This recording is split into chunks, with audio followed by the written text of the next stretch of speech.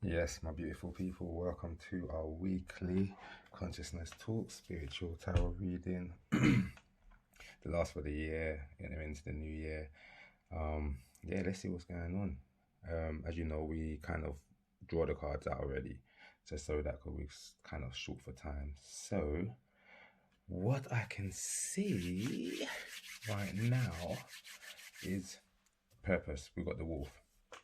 Wolf energy is always about, it's a pack mentality in this sense, kind of being the leader. But what makes a good leader is one's ability to kind of account for the dynamics of the pack in a sense. So the different characteristics, the different talents, the different levels, being able to account for that. It's also about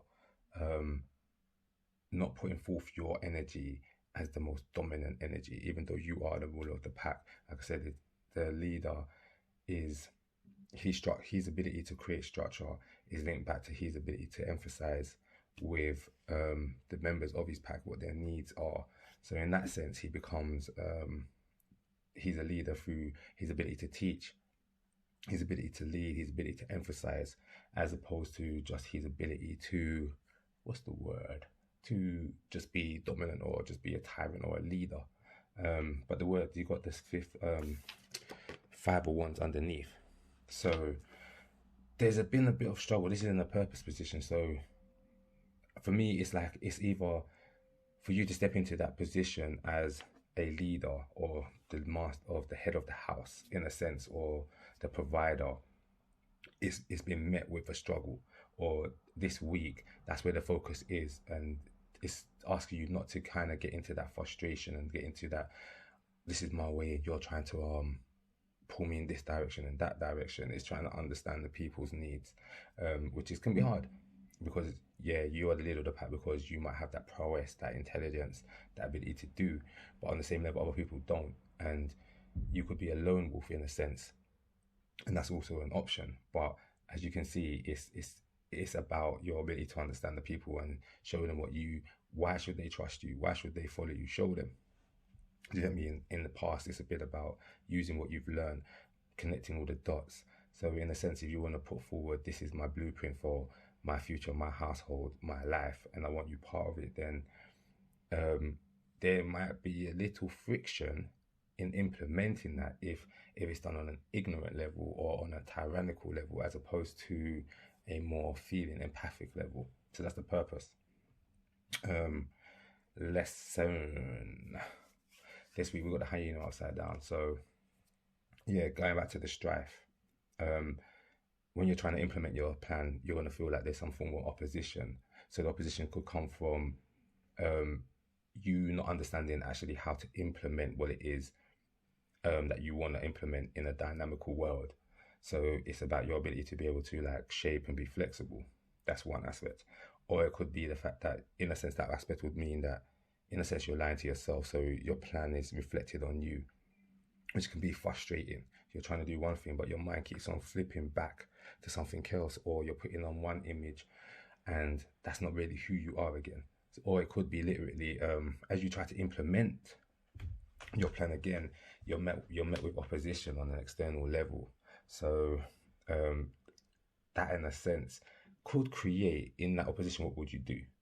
You get me? Will you fight, or will you, in a sense, create a force? Will you basically comply and bow down?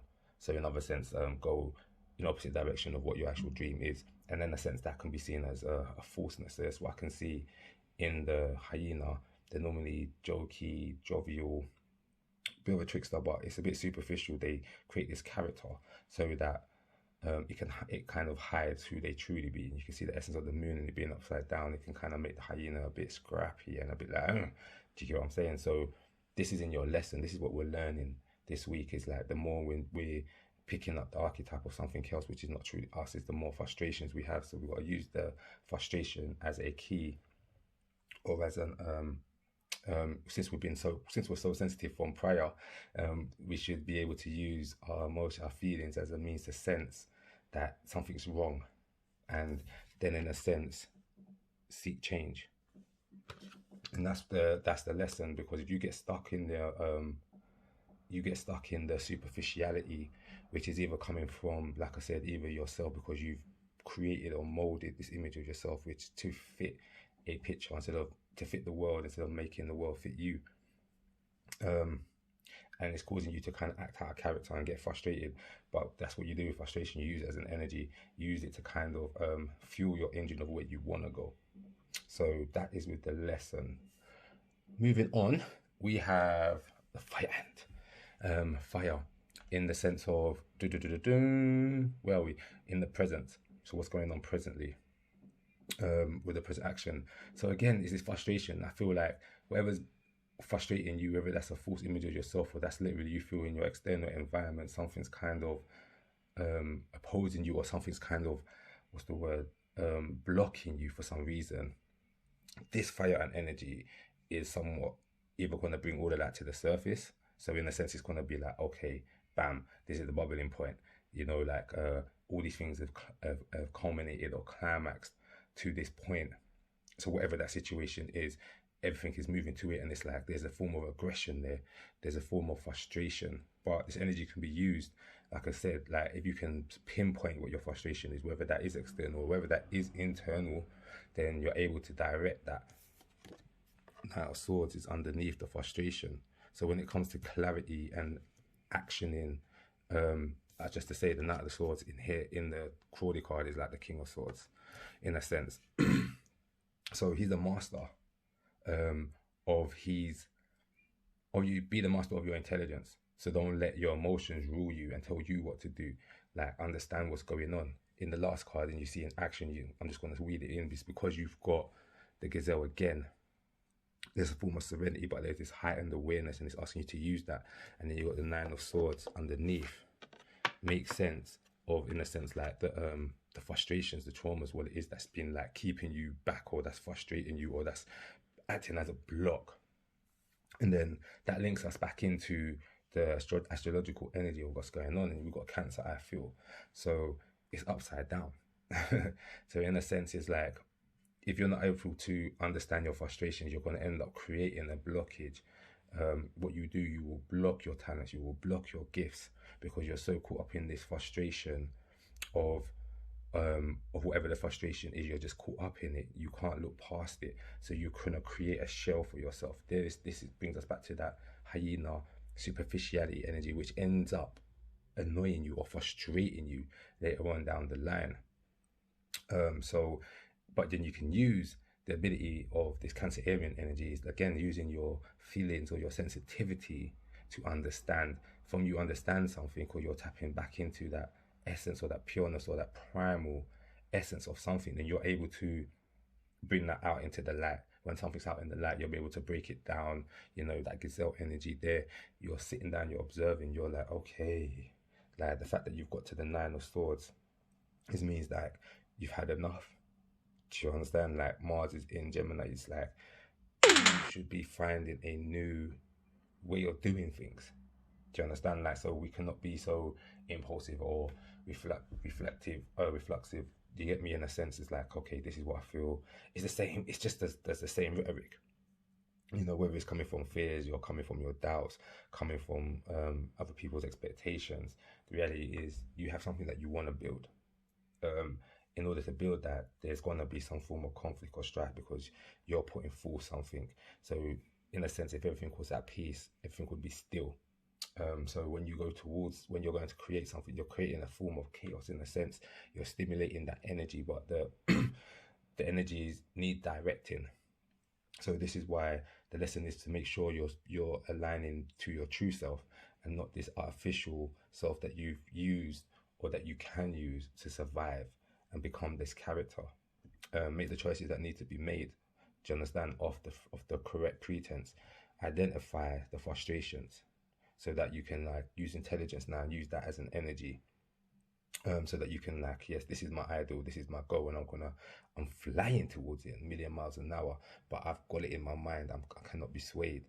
You get me? The heartache or the frustrations I'm going to use in this sense. The frustrations are, they're either a means to an end, or they are the means to more frustration, literally. Let's draw one more card because I'm feeling nice. Go for another astrological card.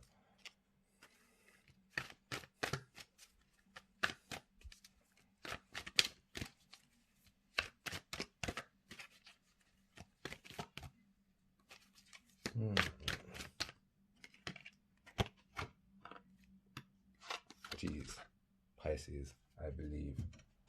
This is so interesting. The two astrological energies that are like manifesting right now are the Pisces and the Cancerian. So this is good because this will give you the ability to tap into, like I said, their frustrations. Pisces represents, on this sense, is either your ability to go into the unknown, in that unknown part of yourself, those depths of yourself, and bring that forward. Do you get me? And then the Cancer being that need that needs to be satisfied, linking it back to the wolf, and the wolf's ability to emphasize with the members of its pack as opposed to just be a tyrant. Do you understand? But it's upside down. So if we release the shells, release that hardness, that incrustation that we've allowed the frustrations or our doubts to create, which has put us in a situation that has now frustrated us, so that we can be awoken to say, okay, if there is a frustration, then maybe I'm not really where I need to be, because life is about peace. Peace is just being in alignment, in a sense. So you're feeling these frustrations. Pisces here is asking you to believe. It's upside down also. So it's don't get caught in that illusion. It's ruled by Neptune. Don't be caught in that illusion of what the world might want you to be, but it's asking you to remember your dreams. Yeah, link your dreams back to who you are and to the steps that need to be taken, as opposed to, again, living a life which is the product of, let's be real, a product of our inabilities to face our fears, face our doubts, to do the work. Do you get me? So we now become our own enemy.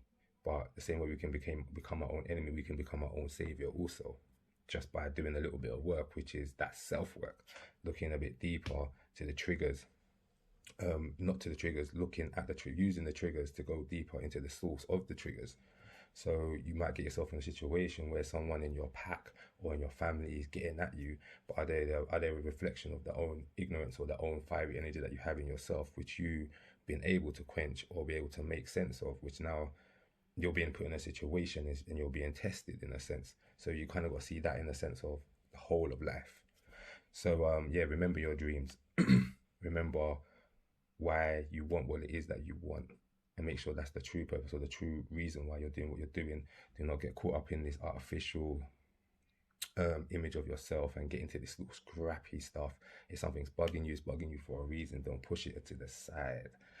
And on that note, hopefully in the new year, we've been doing a load of work this year. So when it comes to the sense of self-transformation, like becoming more aware of oneself, enlightening oneself, stepping out of that sense of the darkness, of that impulsive, reactive nature into a more conscious, actional energy.